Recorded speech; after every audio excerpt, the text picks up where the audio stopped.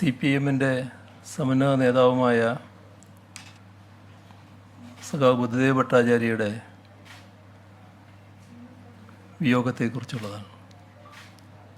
അദ്ദേഹത്തിൻ്റെ വിയോഗത്തിൽ അഗാധമായ ദുഃഖവും അനുശോചനവും രേഖപ്പെടുത്തുന്നു. CPIM കേന്ദ്ര കമ്മിറ്റിയിലും പോളിറ്റ് ബ്യൂറോയിലും അദ്ദേഹത്തോടൊപ്പം പ്രവർത്തിക്കാൻ കഴിഞ്ഞ ഒരാളാണ് ഞാൻ. ആ നിലക്ക് സഖാവ് ബുദ്ധദേവിൻ്റെ വിയോഗം വ്യക്തിപരമായ ഒരു നഷ്ടം കൂടിയാണ്. വയനാടിനെക്കുറിച്ച് പറയുമ്പോൾ ഇന്നും ദുരന്ത മേഖലയിൽ തെരച്ചിൽ തുടരുകയാണ്. വയനാടുമായി ബന്ധപ്പെട്ട് നിങ്ങൾ മനസ്സിലാക്കിയിട്ടുണ്ടാവും, അടുത്ത ശനിയാഴ്ച മറ്റന്നാൾ പ്രധാനമന്ത്രി വയനാട് സന്ദർശിക്കുമെന്ന് അറിയിച്ചിട്ടുണ്ട്. വയനാട് ദുരന്തം ദേശീയ ദുരന്തമായും അതിതീവ്ര ദുരന്തമായും പ്രഖ്യാപിക്കണമെന്ന് കേന്ദ്രത്തോട് സംസ്ഥാനം ആവശ്യപ്പെട്ടിരുന്നു. ദുരന്ത തീവ്രത പരിശോധിച്ച് ഇക്കാര്യത്തിൽ റിപ്പോർട്ട് സമർപ്പിക്കുന്നതിനായി കേന്ദ്ര ആഭ്യന്തര മന്ത്രാലയം 9 അംഗ സമിതിയെ നിയോഗിച്ചിട്ടുണ്ട്. അതിൻ്റെ ടീം ലീഡർ കേന്ദ്ര ആഭ്യന്തര വകുപ്പ് ജോയിൻറ്റ് സെക്രട്ടറി രാജീവ് കുമാറാണ്. അദ്ദേഹം ഇന്ന് ഇവിടെ വന്നിരുന്നു, ഓഫീസിലെത്തി സന്ദർശിച്ചിരുന്നു. സമഗ്രമായ പുനരധിവാസ പാക്കേജാണ് സംസ്ഥാനം ആവശ്യപ്പെടുന്നത്. കേന്ദ്ര സർക്കാരിൽ നിന്ന് ഇതേവരെയുള്ള നില നോക്കിയാൽ അനുകൂലമായ പ്രതികരണമാണ് പൊതുവേ ഉള്ളത്. ദുരന്തബാധിതരുടെ കുടുംബത്തെ സഹായിക്കാൻ കഴിയേണ്ടതുണ്ട്. പുനരധിവാസം ഉറപ്പുവരുത്തണം. അതിനായി ടൗൺഷിപ്പ് അടക്കമുള്ള പ്രവർത്തനങ്ങളുടെ ഗൗരവം കണക്കിലെടുത്ത് കേന്ദ്ര സർക്കാരിൽ നിന്നുള്ള സഹായം ലഭ്യമാകുമെന്ന് തന്നെയാണ് പ്രതീക്ഷിക്കുന്നത്. ഇക്കാര്യത്തിൽ ഇവിടെ സന്ദർശിക്കുന്ന പ്രധാനമന്ത്രി കാര്യങ്ങൾ ഗൗരവമായി മനസ്സിലാക്കുകയും അനുകൂലമായ നിലപാട് സ്വീകരിക്കുകയും ചെയ്യുമെന്നാണ് പ്രതീക്ഷ. ഇത് സംബന്ധിച്ച് കഴിഞ്ഞ ദിവസം പ്രധാനമന്ത്രിക്ക് വിശദമായ കത്തും എഴുതിയിരുന്നു. ഈ വലിയ ദൗത്യത്തിന് കേന്ദ്രം നൽകുന്ന എല്ലാ പിന്തുണക്കും സഹായത്തിനും കത്തിലൂടെ നന്ദിയും രേഖപ്പെടുത്തിയിരുന്നു. മുണ്ടക്കൈ ചൂരൽമല ഉരുൾപൊട്ടലിനെ തുടർന്ന് 225 മരണങ്ങളാണ് ഇതുവരെ സ്ഥിരീകരിച്ചത്. അത് കണക്കിതിനകം വന്നതാണ്. മേപ്പാടിയിൽ നിന്ന് 148, നിലമ്പൂരിൽ നിന്ന് 77. ഇത്രയും മൃതദേഹങ്ങൾ ലഭിച്ചതിൻ്റെ അടിസ്ഥാനത്തിലാണ് ഈ കണക്ക്. ഇതിനു പുറമെ വിവിധ ഇടങ്ങളിൽ നിന്നായി മേപ്പാടിയിൽ നിന്ന് 30, നിലമ്പൂർ മേഖലയിൽ 165, ഇങ്ങനെ 195 ശരീരഭാഗങ്ങൾ കണ്ടെത്തി. കണ്ടെടുക്കുന്ന ശരീരഭാഗങ്ങൾ 90% അതിന് മുകളിലോ ഉണ്ടെങ്കിൽ അതൊരു മൃതദേഹമായി കണക്കാക്കുന്നതാണ് രീതി. 90% കുറഞ്ഞതാണെങ്കിൽ അതിനെ ശരീരഭാഗമായാണ് കണക്കാക്കുക. ഒരാളുടെ തന്നെ ശരീരഭാഗങ്ങൾ വ്യത്യസ്ത പ്രദേശങ്ങളിൽ നിന്ന് ലഭിക്കാൻ സാധ്യതയുണ്ട്. തിരിച്ചറിഞ്ഞ മൃതദേഹങ്ങളുടെ ഭാഗങ്ങളും പ്രത്യേകമായി കിട്ടിയിട്ടുണ്ടാകാം. ഇതെല്ലാം ഇപ്പോൾ തിരിച്ചറിയുക പ്രയാസമാണ്. അതിനാൽ എല്ലാ ശരീരഭാഗങ്ങളുടെയും തിരിച്ചറിഞ്ഞതുൾപ്പെടെയുള്ള എല്ലാ മൃതദേഹങ്ങളുടെയും DNA സാമ്പിൾ പരിശോധനയ്ക്കായി അയച്ചിട്ടുണ്ട്. പരിശോധനാ ഫലം മുഴുവനും വന്ന ശേഷം മാത്രമേ മൃതദേഹങ്ങളുടെ കൃത്യമായ എണ്ണം കണക്കാക്കാനാവും. പ്രദേശത്ത് നിന്ന് കാണാതായ 131 പേരുടെ വിവരങ്ങൾ പ്രസിദ്ധീകരിച്ചിട്ടുണ്ട്. ലഭിച്ച ശരീരഭാഗങ്ങളുടെ എണ്ണം മരിച്ചവരുടെ എണ്ണമായി പറയുന്നത് ശാസ്ത്രീയമായി ശരിയല്ല.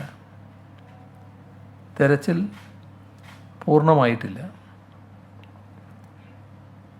ഇതിൽ 225 മൃതദേഹങ്ങളും 195 ശരീരഭാഗങ്ങളും ചേർത്ത് 420 പോസ്റ്റ്മോർട്ടങ്ങൾ നടത്തിക്കഴിഞ്ഞു. 7 ശരീരഭാഗങ്ങൾ ഫോറൻസിക് പരിശോധനയ്ക്കായി അയച്ചിട്ടുണ്ട്. 178 മൃതദേഹങ്ങളും 2 ശരീരഭാഗങ്ങളും ബന്ധുക്കൾക്ക് വിട്ടു നൽകി. 47 മൃതദേഹങ്ങളും 186 ശരീരഭാഗങ്ങളും ചേർത്ത് ആകെ 233 സംസ്കാരങ്ങളാണ് നടന്നത്. ഉരുൾപൊട്ടൽ സംഭവിച്ച മേഖലയിൽ മേപ്പാടി 14 ക്യാമ്പുകൾ പ്രവർത്തിക്കുന്നു. 641 കുടുംബങ്ങളാണ് ഇവിടെയുള്ളത്. അതിൽ 735 പുരുഷന്മാരും 743 സ്ത്രീകളും 464 കുട്ടികളുമടക്കം 1942 പേരാണ് ഉള്ളത്. ഉരുൾപൊട്ടലിൻ്റെ പശ്ചാത്തലത്തിൽ ക്യാമ്പുകളിൽ കഴിയുന്നവരുടെ താൽക്കാലിക പുനരധിവാസം ഉറപ്പാക്കാൻ പൊതുമരാമത്ത് വകുപ്പിന് കീഴിലെ 27 ക്വാർട്ടേഴ്സുകൾ ഉൾപ്പെടെ 91 സർക്കാർ ക്വാർട്ടേഴ്സുകൾ ലഭ്യമാക്കും. മുണ്ടക്കൈ ചൂരൽമല പ്രദേശങ്ങളിൽ നാളെ ജനകീയ തെരച്ചിൽ പ്ലാൻ ചെയ്തിട്ടുണ്ട്. ദുരിതാശ്വാസ ക്യാമ്പുകളിലും ബന്ധുവീടുകളിലും മറ്റുമായി കഴിയുന്നവരെ കൂടി ഉൾപ്പെടുത്തിയാണ് തെരച്ചിൽ നടത്തുക. ദുരന്തത്തിന് ഇരകളായവരിൽ തെരച്ചിലിൽ പങ്കെടുക്കാൻ താൽപ്പര്യമുള്ളവരെ വാഹനങ്ങളിൽ വീടുകൾ നിലനിന്നിരുന്ന സ്ഥലങ്ങളിലേക്കും സുരക്ഷാ ഉദ്യോഗസ്ഥരുടെയും മറ്റ് തെരച്ചിൽ സംഘങ്ങളുടെയും കൂടെയായിരിക്കും ഇവരെ ദുരന്തമുണ്ടായ സ്ഥലങ്ങളിലേക്ക് അയക്കുക. ഉരുൾപൊട്ടലുണ്ടായ പ്രദേശങ്ങളെ 6 മേഖലകളായി തിരിച്ചാണ് തെരച്ചിൽ നടത്തുക. ഇതിനകം സാധ്യമായ എല്ലാ മാർഗങ്ങളും ഉപയോഗിച്ചുള്ള തെരച്ചിൽ ഇവിടങ്ങളിൽ നടത്തിയിട്ടുണ്ട്. എങ്കിലും ബന്ധുക്കളിൽ നിന്ന് ലഭിക്കുന്ന വിവരങ്ങൾ ഉപയോഗിച്ച് ആരെയെങ്കിലും കണ്ടെത്താനാകുമോ എന്ന അവസാനവട്ട പരിശ്രമമാണ് ഇതിലൂടെ ഉദ്ദേശിക്കുന്നത്.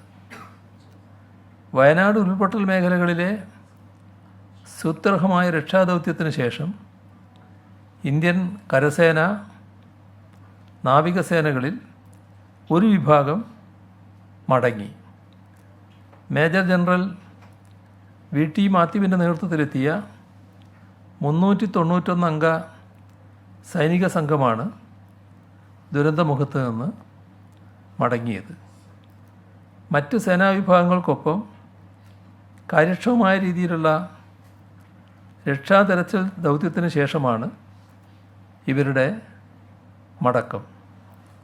സൈന്യത്തിൻ്റെ ഭാഗമായുള്ള മിലിറ്ററി എഞ്ചിനീയറിംഗ് ഗ്രൂപ്പ് ഉദ്യോഗസ്ഥർ ഉൾപ്പെടെയുള്ളവർ ചേർന്ന് നിർമ്മിച്ച ബേലി പാലം ഇവരുടെ ദൗത്യത്തിൽ നിർണായകമായ ഒന്നായിരുന്നു.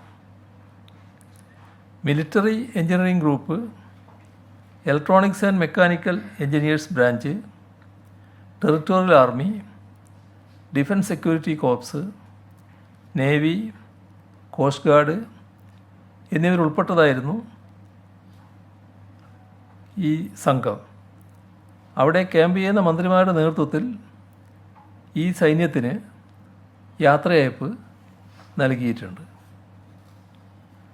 ദുരന്തബാധിത പ്രദേശങ്ങളിൽ നിന്നും ക്യാമ്പുകളിൽ നിന്നുമുള്ള മാലിന്യ നിർമ്മാർജ്ജനം മികച്ച രീതിയിൽ പുരോഗമിക്കുന്നു. ശുചിത്വ മിഷൻ്റെ നേതൃത്വത്തിൽ ബന്ധപ്പെട്ട വകുപ്പുകളുടെയും മിഷനുകളുടെയും സന്നദ്ധ പ്രവർത്തകരുടെയും സംഘടനകളുടെയും ഏകോപനത്തിലൂടെയാണ് ഇത് സാധ്യമായത്. ജൈവ അജൈവ മാലിന്യ സംസ്കരണത്തിന് ശാസ്ത്രീയമായ സംവിധാനങ്ങൾ, ശുചിമുറി മാലിന്യത്തിൻ്റെ ശാസ്ത്രീയ സംസ്കരണം, സാനിറ്ററി ബയോമെഡിക്കൽ മാലിന്യങ്ങളുടെ സംസ്കരണം, ഹരിത ചട്ടപാലനം എന്നിവയ്ക്ക് പ്രാധാന്യം നൽകി ഫലപ്രദമായ സംവിധാനങ്ങൾ ഒരുക്കിയാണ് മികച്ച രീതിയിൽ പ്രവർത്തിച്ചു വരുന്നത്. വയനാട് ജില്ലയിലെ വിവിധ പഞ്ചായത്തുകളിൽ നിന്ന് 110ഓളം ഹരിതകർമ്മ സേനാംഗങ്ങൾ ദിനംപ്രതി സേവനം നൽകുന്നുണ്ട്. ക്യാമ്പുകളിലും വിവിധ മേഖലകളിലുമായി 112 മാലിന്യ ശേഖരണ ബിന്നുകൾ സ്ഥാപിക്കുകയും ദുരന്ത മേഖലയിലും ക്യാമ്പുകളിലുമായി 46 ബയോ ടോയ്ലറ്റുകൾ സ്ഥാപിക്കുകയും ചെയ്തിട്ടുണ്ട്. കൽപ്പറ്റ നഗരസഭയിലെ 10 KLD കപ്പാസിറ്റിയുള്ള കക്കൂസ് മാലിന്യ സംസ്കരണ പ്ലാന്റ് ഉപയോഗിക്കപ്പെടുന്നുണ്ട്. അജൈവ മാലിന്യം ശേഖരിക്കുന്നതിനായി 4 മിനി MCFകൾ സ്ഥാപിച്ചിട്ടുമുണ്ട്. ജൈവ മാലിന്യ സംസ്കരണത്തിനായി കൽപ്പറ്റ നഗരസഭയുടെ വിൻറോ കമ്പോസ്റ്റ് സംവിധാനവും അജൈവ മാലിന്യ പരിപാലനത്തിനായി MCF സംവിധാനവും ഉപയോഗപ്പെടുത്തുന്നു. ക്യാമ്പുകളിലെ ഖരദ്രവ മാലിന്യ സംസ്കരണത്തിനായി പുതിയ കമ്പോസ്റ്റ് പിറ്റുകളും സോക്ക് പിറ്റുകളും നിർമ്മിച്ചിട്ടുണ്ട്. 44.02 ടൺ അജൈവ മാലിന്യവും 9.9 ടൺ ജൈവമാലിന്യവും 0.28 ടൺ സാനിറ്ററി മാലിന്യവും 2.6 ടൺ ബയോമെഡിക്കൽ മാലിന്യവും 101.3 കിലോ ലിറ്റർ ശൗചാലയ മാലിന്യവും 11.19 ടൺ തുണി മാലിന്യവും ഇതിനോടകം ശാസ്ത്രീയമായി സംസ്കരിച്ചിട്ടുണ്ട്. നിലവിൽ വയനാട് ജില്ലയിലെ ദുരിതാശ്വാസ ക്യാമ്പുകളിൽ വിതരണം ചെയ്യുന്നതിനായി സാധനങ്ങൾ ശേഖരിച്ച് അയക്കേണ്ടതില്ല. നേരത്തെയും ഇത് അറിയിച്ചതാണ്, പക്ഷേ പിന്നെയും അത് വന്നുകൊണ്ടിരിക്കുന്നവരാണ് വീണ്ടും പറയുന്നത്. ആവശ്യത്തിൽ കൂടുതലാണ് ഇതിനകം ലഭിച്ചിട്ടുള്ളത്. അപ്പോൾ പച്ചക്കറി, ബേക്കറി സാധനങ്ങൾ, മറ്റ് ഭക്ഷ്യവസ്തുക്കൾ ഇവയെല്ലാം പെട്ടെന്ന് നശിച്ചു പോകുന്നതാണ്. അതുകൊണ്ട് ഇവയുടെ സൂക്ഷിപ്പും വിതരണവും പ്രയാസം സൃഷ്ടിക്കുന്നുണ്ട്. ദുരിതാശ്വാസത്തിൻ്റെ ഭാഗമായി നടന്ന ഒരു കാര്യം പ്രത്യേകം ശ്രദ്ധ അർഹിക്കുന്ന ഒന്നാണ്. വയനാട്ടിലെ കളക്ഷൻ സെൻറ്ററിൽ 7 ടൺ തുണിയെത്തി. പക്ഷേ ആർക്കും വിതരണം ചെയ്യാൻ പറ്റുന്നതല്ല, കാരണം അത് ഉപയോഗിച്ച് പഴകിയതായിരുന്നു. ഈ ഉപയോഗിച്ച് പഴകിയ 7 ടൺ എന്തു ചെയ്യും? സംസ്കരിക്കുക. അത് സംസ്കരിക്കാനായി അയക്കേണ്ടി വന്നു. അപ്പോൾ അത് കൂടുതൽ ബുദ്ധിമുട്ട് സൃഷ്ടിക്കുക മാത്രമേ ചെയ്യുന്നുള്ളൂ. ഇത് ഉപകരിക്കാൻ വേണ്ടി ചെയ്തതായിരിക്കാം, പക്ഷേ ഈ പ്രവൃത്തി ഫലത്തിൽ ഉപദ്രവമായി മാറുകയാണ് ഉണ്ടായത്. ഇതും നമ്മുടെ ഈ നല്ല മനസ്സോടെ ചെയ്യുന്ന ആളുകൾ ശ്രദ്ധിക്കേണ്ട ഒരു കാര്യമാണ്. നിലവിൽ ദുരന്തത്തിൽപ്പെട്ടവരെ പുനരധിവസിപ്പിക്കാനുള്ള സാമ്പത്തിക സഹായത്തിനാണ് പ്രാധാന്യം നൽകേണ്ടത്.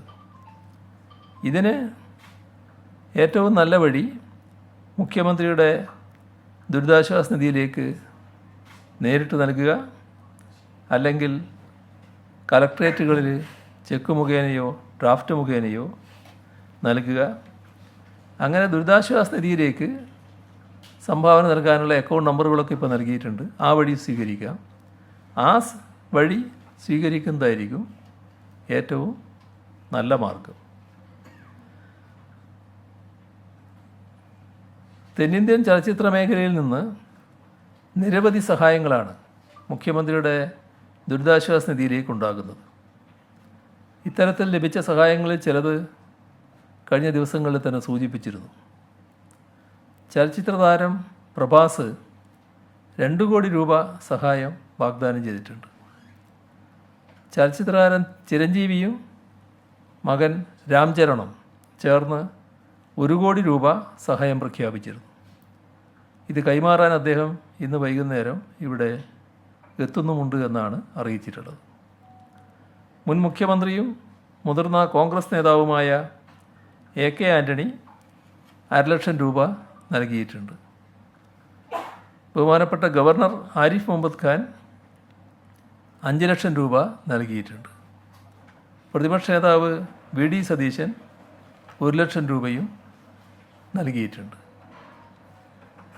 കഴിഞ്ഞ പത്രസമ്മേളനത്തിൽ CMDRFിലേക്ക് 5 ദിവസത്തെ ശമ്പളം സംഭാവനയായി നൽകാൻ സർക്കാർ പൊതുമേഖലാ സ്ഥാപനങ്ങളിലെ ജീവനക്കാരുടെ സംഘടനകൾ സന്നദ്ധത അറിയിച്ച കാര്യം സൂചിപ്പിച്ചിരുന്നു.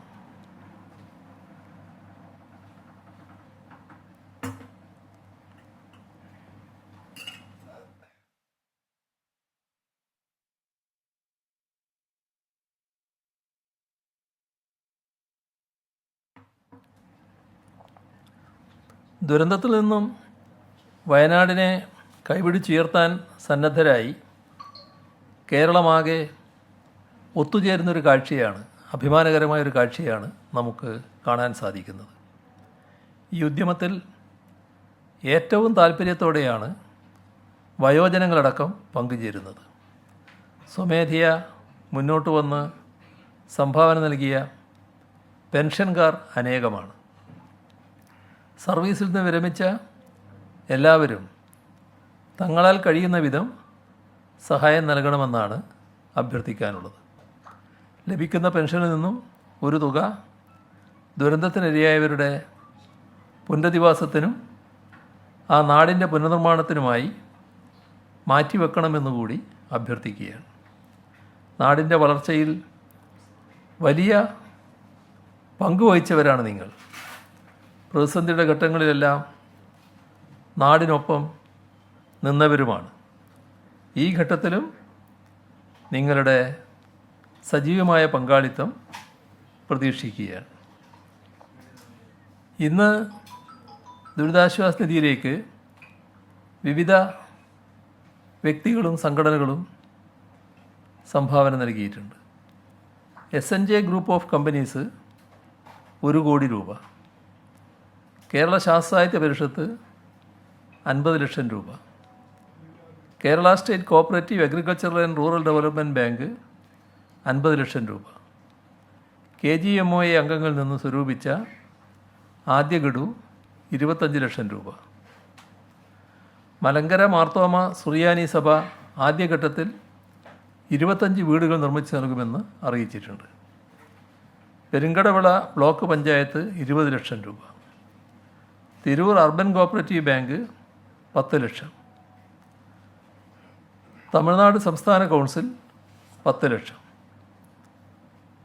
ISRO പെൻഷനേഴ്സ് അസോസിയേഷൻ 10,00,000, കേരള സംസ്ഥാന development corporation for Christian converts from scheduled caste and the recommended communities 10,00,000, Nemam block panchayat 10,00,000, Avittam Thirunal hospital health and education society 10,00,000, Kairali Samajam Hosur Krishnagiri Tamil Nadu 10,00,000, global Kerala initiative 10,00,000, Moolans group charitable society 10 ലക്ഷം.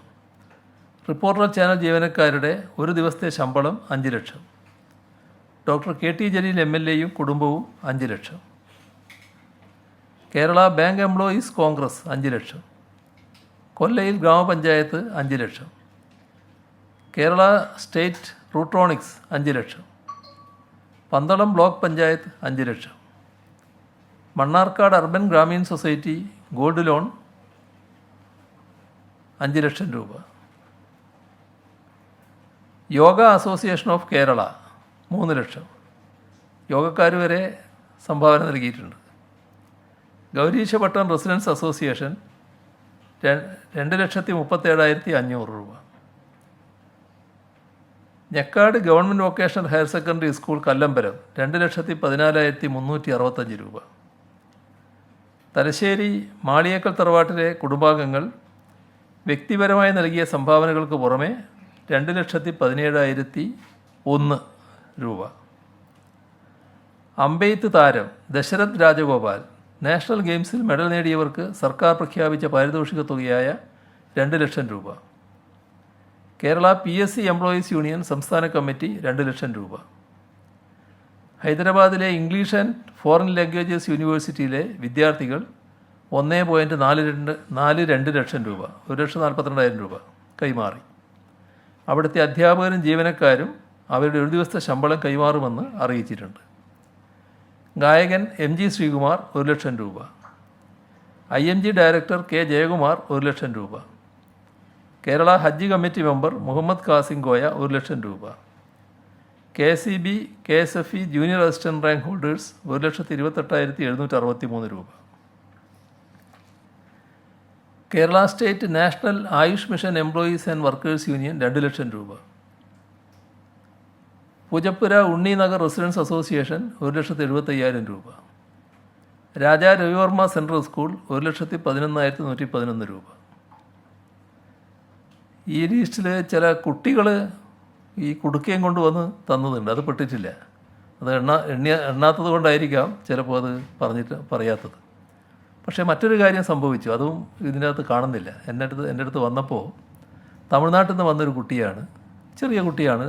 അവൾ ഡാൻസ് നടത്തിയിട്ട് ഇതിനു വേണ്ടി ഡാൻസ് നടത്തിയാണ്, ഇതിനു വേണ്ടി ഒരു പരിപാടി നടത്തി. അതിലൂടെ 15,000 രൂപ സമ്പാദിച്ചു. കുട്ടിയുടെ പേര് ഞാനിപ്പോൾ ഓർക്കുന്നില്ല. ആ 15,000 രൂപ ഇന്ന് ഓഫീസിൽ വന്നിട്ട് തന്നിട്ടുണ്ട്. ആ കുട്ടിയും കാഴ്ച പരിമിതിയുള്ള അച്ഛനുമാണ് വന്നത്.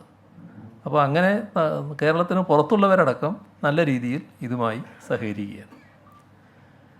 പുനരധിവാസ പാക്കേജിൻ്റെ ഭാഗമായി വയനാട്ടിൽ നിർമ്മിക്കുന്ന വീടുകളിലേക്ക് ആവശ്യമായ ഫർണിച്ചർ കേരളത്തിലെ മുഴുവൻ ഫർണിച്ചർ വ്യാപാരി വ്യവസായികളുടെ സഹകരണത്തോടെ നൽകുമെന്ന് furniture manufacturers and merchants welfare association അറിയിച്ചിട്ടുണ്ട്.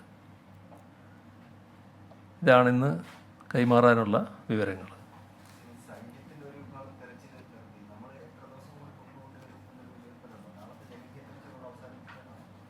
അല്ല, അതിപ്പം നമ്മൾ ഇവിടുന്ന് തീരുമാനിക്കേണ്ട കാര്യമല്ല. അവിടെ മന്ത്രിതല ഉപസമിതിയുണ്ട്, അവിടെ പ്രവർത്തിച്ചുകൊണ്ടിരിക്കുന്നവരുണ്ട്, അവിടുത്തെ ജില്ലാ ഭരണ സംവിധാനമുണ്ട്, അവിടുത്തെ ഇതിനെല്ലാം വിധേയരായവരുണ്ട്. അവരെല്ലാം കൂടി ചേർന്നുകൊണ്ടാണ് ഇപ്പോൾ കാര്യങ്ങൾ നടക്കുന്നത്.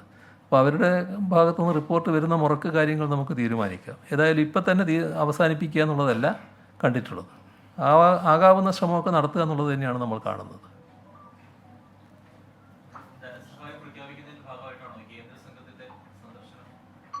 കേന്ദ്ര സംഘത്തിൻ്റെ സന്ദർശനം ഇത്തരമൊരു ദുരന്തമുണ്ടായാൽ ആ ദുരന്തത്തിൻ്റെ അവസ്ഥകൾ മനസ്സിലാക്കാനാണല്ലോ. അത് മനസ്സിലാക്കിക്കൊണ്ടാണ് മറ്റ് നടപടികളിലേക്ക് കടക്കുക. തീർച്ചയായും നിങ്ങൾ ചോദിച്ച കാര്യമടക്കം അതിൻ്റെ ഭാഗമായി വന്നേക്കാം.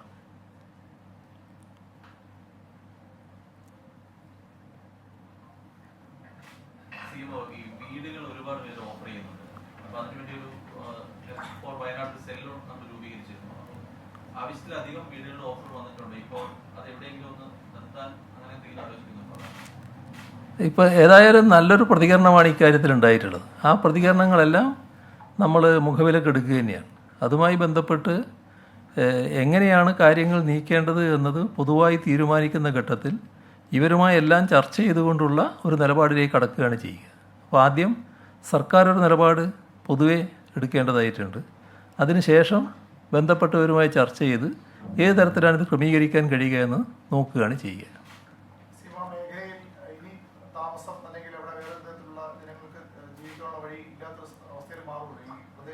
ഈ പറയുന്ന പ്രദേശത്ത് നമ്മുടെ ദുരന്തം നടന്ന സ്ഥലത്ത് അവരുമായിട്ട് ചർച്ച ചെയ്യേണ്ട കാര്യമാണ്. പക്ഷേ അങ്ങോട്ട് താമസ സൗകര്യം എന്ന് പറയുന്നത് സ്വാഭാവികമായിട്ട് അവർ ആഗ്രഹിക്കില്ല എന്നാണ് തോന്നുന്നത്. ചർച്ച ചെയ്ത് തീരുമാനിക്കാം, നമുക്ക് അവരുമായി ചർച്ച ചെയ്ത് തീരുമാനിക്കാം. ഞങ്ങൾ കാണുന്നത്, അല്ലെങ്കിൽ സർക്കാർ കാണുന്നത്, സുരക്ഷിതമായൊരു സ്ഥലം നേരത്തെ ഞാൻ പറഞ്ഞിട്ടുണ്ട്, അവിടെ താമസ സൗകര്യം ഒരുക്കുക എന്നുള്ളതാണ്. എന്നാൽ താമസ സൗകര്യം മാത്രമല്ല, അവിടെ ജീവസന്ധാരണ മാർഗം കൂടി ഉണ്ടാകേണ്ടതായിട്ടുണ്ട്. അപ്പോൾ ഉപജീവന മാർഗം കൂടി കണ്ടെത്തുക എന്നുള്ളത് പ്രധാനമാണ്. അതിനകത്ത് ഏറ്റവും പ്രധാനം ഇവരുടെ തൊഴിലുമായി ബന്ധപ്പെട്ടതാണ്. അപ്പോൾ നേരത്തെ തൊഴിലെടുത്തവരുണ്ടാവും, തൊഴിലെടുക്കാൻ പറ്റിയവരുണ്ടാവും. അപ്പോൾ അത്തരം ആളുകൾക്ക് തൊഴിൽ നൽകാനുള്ള സൗകര്യങ്ങൾ നൽകേണ്ടതായിട്ട് വരും.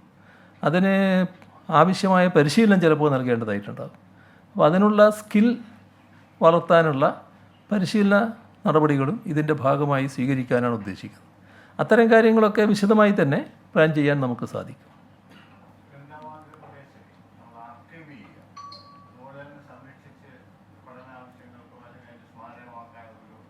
അതൊക്കെ വിദഗ്ധരുമായിട്ട് ആലോചിച്ച് നമ്മൾ ചെയ്യേണ്ട കാര്യങ്ങളാണ്. വിദഗ്ധരുമായി ആലോചിച്ച് അത്തരം നടപടികൾ നമുക്ക് സ്വീകരിക്കാം. ഇവിടെ ഈ ദുരന്തം എങ്ങനെയാണ്, എന്താണ് വരാനിടയായത്, അതുമായി ബന്ധപ്പെട്ടിട്ടുള്ള തുടർ പഠനങ്ങൾ നമുക്ക് നടത്താൻ കഴിയണം. അതിനുള്ള വിദഗ്ധ ഉപദേശങ്ങൾ കിട്ടിയതിന് ശേഷം നമുക്ക് മറ്റ് നടപടികളിലേക്ക് കടക്കാം.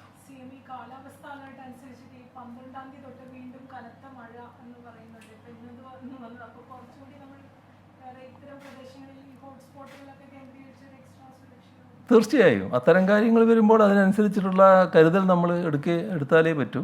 ആ കരുതൽ നമ്മൾ സ്വീകരിക്കുന്നതാണ്.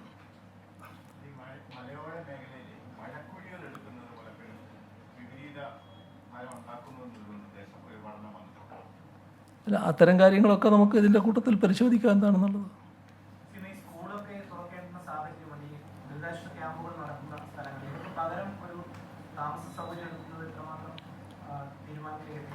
അതീവ ഗൗരവമായി സർക്കാർ പരിശോധിച്ചുകൊണ്ടിരിക്കുന്ന ഒരു കാര്യമാണ്. ഞാൻ പറഞ്ഞു ചില പൊതു സ്ഥലങ്ങൾ കണ്ടെത്തിയിട്ടുണ്ടെന്നുള്ളത്. അങ്ങനെ താമസ സൗകര്യം ഒരുക്കുന്നതിന് ആവശ്യമായ നടപടികൾ സ്വീകരിക്കും.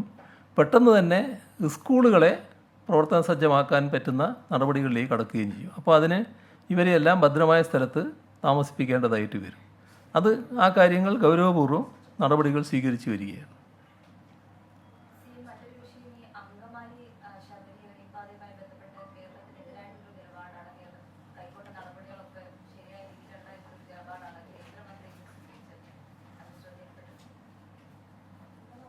അദ്ദേഹം പറഞ്ഞതെല്ലാവരുടെയും ശ്രദ്ധയിലുണ്ടല്ലോ. അത് നിർഭാഗ്യകരമായ ഒരു സ്റ്റേറ്റ്മെൻ്റായിട്ടാണ് കാണാൻ സാധിക്കുക. ഇപ്പോൾ തീർത്തും വസ്തുതകൾക്ക് നിരക്കുന്നതല്ല, അതേസമയം രാഷ്ട്രീയ പ്രേരിതമായ ഒരു പ്രസ്താവനയുമാണ് കേന്ദ്ര റെയിൽ മന്ത്രിയുടെ ഭാഗത്തുണ്ടായത്. അദ്ദേഹത്തിൻ്റെ ഉദ്ദേശം ജനങ്ങളെ തെറ്റിദ്ധരിപ്പിക്കലാണ് എന്ന് വ്യക്തമാണ്. അപ്പോൾ കാണാൻ കഴിയുന്നൊരു കാര്യം, കേന്ദ്ര ഗവൺമെൻറ് നിർവഹിക്കേണ്ട ഉത്തരവാദിത്തമുണ്ട്, റെയിൽവേ നിർവഹിക്കേണ്ട ഉത്തരവാദിത്തമുണ്ട്. ആ നിർവഹിക്കേണ്ട ഉത്തരവാദിത്തത്തിൽ നിന്ന് ഒരു തരത്തിലുള്ള ഒളിച്ചോട്ടത്തിൻ്റെ മാർഗ്ഗമാണ് അദ്ദേഹം സ്വീകരിച്ചിട്ടുള്ളത്.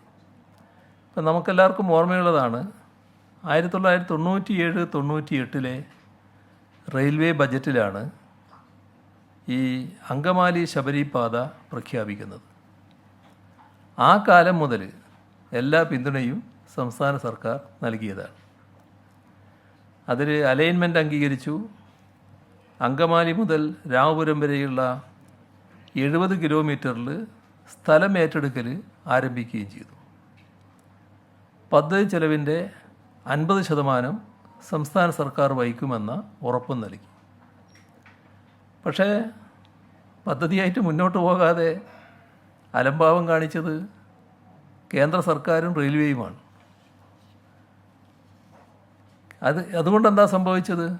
ഈ കാലതാമസം കാരണം ശബരി പാതയുടെ എസ്റ്റിമേറ്റിൽ വലിയ വർധനവാണ് ഉണ്ടായത്. ആദ്യ എസ്റ്റിമേറ്റ് പ്രകാരം 2815 കോടി രൂപയായിരുന്നു. അത് പുതുക്കിയ എസ്റ്റിമേറ്റിലെത്തിയപ്പോൾ 3811 കോടിയായി. 36% വർധനവ്. അപ്പോൾ ഇതിൻ്റെ ഭാരം ഈ കേന്ദ്ര ഗവൺമെൻറ്റും റെയിൽവേയും കാണിച്ച കാലതാമസത്തിൻ്റെ ഭാഗമായി വന്ന ഈ ഭാരം സംസ്ഥാനം വഹിക്കണമെന്നുള്ളതാണ് കേന്ദ്രം സ്വീകരിച്ച നിലപാട്. ഇപ്പോൾ ചെങ്ങന്നൂർ പമ്പ റെയിൽപാത ഉൾപ്പെടെ ഒരു പദ്ധതിക്കും സംസ്ഥാനം എതിരല്ല. ചെങ്ങന്നൂർ പമ്പ പാതക്കായി സംസ്ഥാനത്തോട് ഇതുവരെ കേന്ദ്ര ഗവൺമെൻറ് ഒന്നും ആവശ്യപ്പെട്ടില്ല. കഴിഞ്ഞ ബജറ്റിലും ഒരു പദ്ധതിയും കേരളത്തിനായി പ്രത്യേകമായി അനുവദിച്ചില്ല എന്നത് നമുക്കെല്ലാം അറിയാവുന്നതാണ്. ഇപ്പോൾ നിലവിലുള്ള പ്രപ്പോസലുകളുടെ കാര്യത്തിൽ തന്നെ സംസ്ഥാനം കേന്ദ്രത്തോട് ആവശ്യപ്പെടുന്ന കാഞ്ഞങ്ങാട് നിന്ന് മൈസൂരിലേക്കുള്ളത്, തലശ്ശേരിയിൽ നിന്ന് മൈസൂരിലേക്കുള്ളത്, നഞ്ചങ്കോട് നിന്ന് മൈസൂരിലേക്കുള്ളത്, അതുപോലെ തന്നെ അങ്കമാലി ശബരി, ഇതിനൊന്നിനും ഒരു തുകയും അനുവദിച്ചിട്ടില്ല.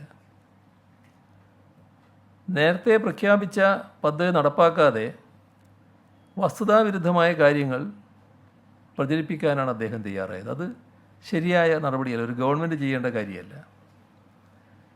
അങ്കമാലി ശബരി പാതക്കായി 2125 കോടി രൂപ അനുവദിച്ചെന്നും പക്ഷേ കേരളം അത് ചെലവഴിച്ചില്ല എന്നുമാണ് കേന്ദ്ര റെയിൽവേ മന്ത്രി പാർലമെൻറ്റിൽ പറഞ്ഞത്. തികച്ചും തെറ്റായ പ്രസ്താവനയാണിത്. കേരളത്തിലാകെ സ്ഥലമേറ്റെടുപ്പ് നടപടികൾക്കായി നൽകിയ തുകയാണ് ശബരി റെയിൽപാതക്കായി നീക്കിവെച്ചുവെന്ന് ദ്യോതിപ്പിക്കുന്ന തരത്തിൽ അദ്ദേഹം പാർലമെൻറ്റിൽ മറുപടി പറഞ്ഞത്. യഥാർത്ഥത്തിൽ വസ്തുത വേറെയാണ്. ഇപ്പം നമ്മുടെ തിരുവനന്തപുരത്ത് നിന്ന് പാറശാല വരെയുള്ള പാതക്ക് നമ്മൾ ഏറ്റെടുത്ത് കൊടുക്കേണ്ടതിൽ 49.5 ഹെക്ടർ ഏറ്റെടുത്ത് റെയിൽവേക്ക് കൈമാറാനായിട്ടുണ്ട്. മറ്റോരോ സ്ഥലത്തും ഏറ്റെടുക്കേണ്ട നടപടികൾ വിവിധ ഘട്ടത്തിൽ പുരോഗമിച്ചുകൊണ്ടിരിക്കുകയാണ്.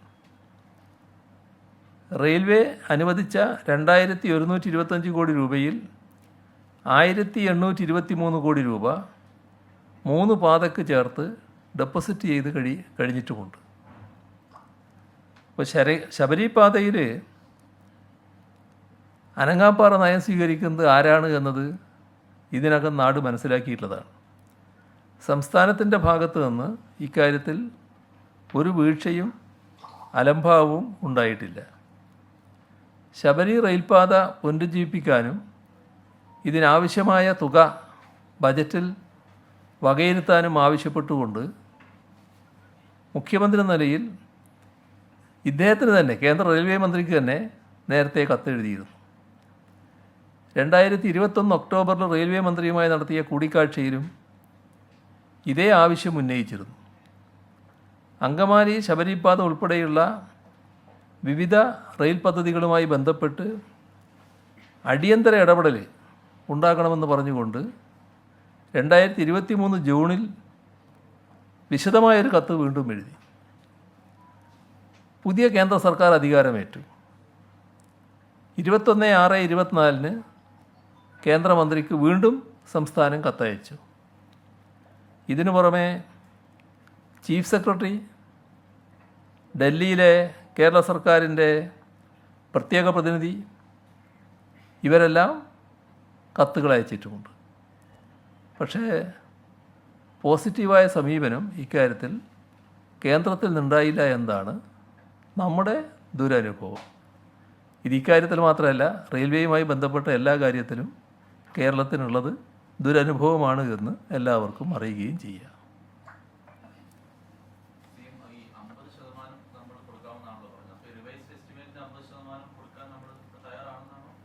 റിവൈസ്ഡ് എസ്റ്റിമേറ്റ് എന്ന് പറയുമ്പോൾ വലിയ തുകയാണ്.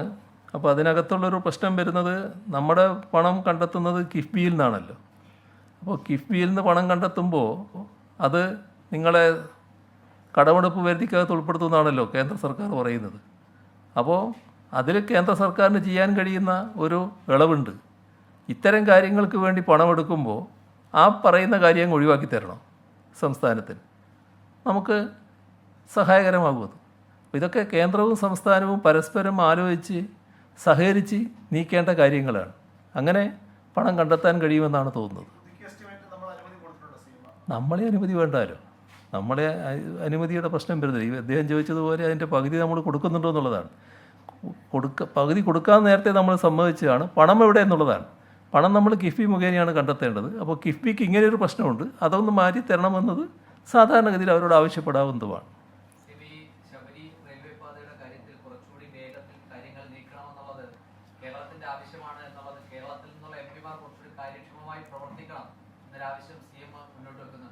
കേന്ദ്രത്തിലെ എം പിമാരെല്ലാം ഇപ്പോൾ നല്ല രീതിയിൽ അത്തരം കാര്യങ്ങൾ ഇടപെട്ടുകൊണ്ടിരിക്കുകയാണ്. അവരോരോ പ്രശ്നങ്ങളും പാർലമെൻറ്റ് ഉന്നയിക്കുന്നുണ്ട്.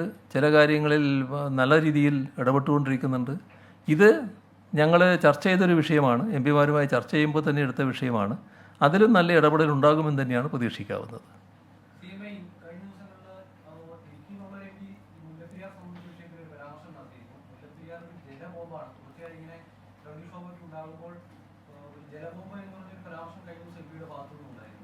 ആര്?